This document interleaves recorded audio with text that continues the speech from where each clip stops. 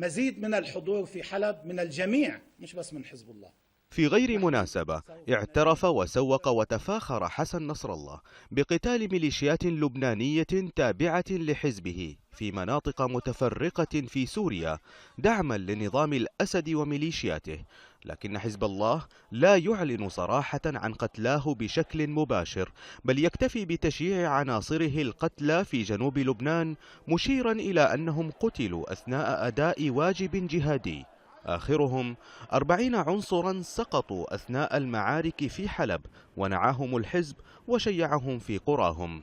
ورغم عدم الكشف عن الخسائر البشرية الحقيقية لميليشيا الحزب، إلا أن التقديرات تشير إلى أن عدد القتلى من عناصره زاد على 1500 قتيل، بينما تقول مصادر سورية معارضة إن العدد أكبر من ذلك بكثير.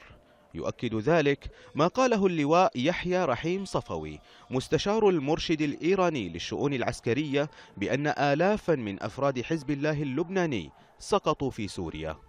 هذا التورط بالزج بشباب لبنان في أتون الحرب بسوريا أثار بالتأكيد ردود أفعال غاضبة في لبنان قاطبة، بل وداخل الطائفة الشيعية نفسها. وغير بعيد عن حزب الله، وسائل إعلام إيرانية نعت مؤخرا القيادي في الحرس الثوري الإيراني هادي زاهد الذي سقط في حلب، ونقلت وسائل إعلام إيرانية عن القتيل زاهد بأنه أبرز الضباط المشرفين على معارك في مدينة حلب.